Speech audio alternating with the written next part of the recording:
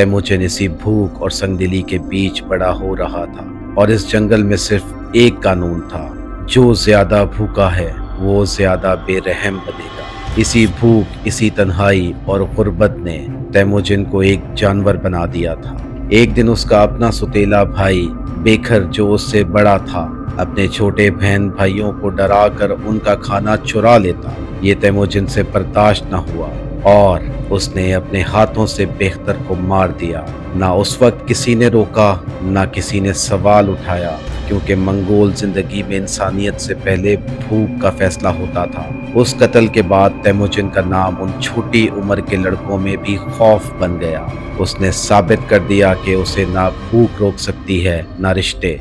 एक दिन जब वो शिकार में मसरूफ था, उसके अपने कबीले से एक शख्स ने तलवार की नोक पे उसकी माँ से घोड़ा चोरी कर लिया। जब तैमूजिन वापस आया तो उससे ये बर्दाश्त न हुआ और वो चोर के पीछे निकल पड़ा।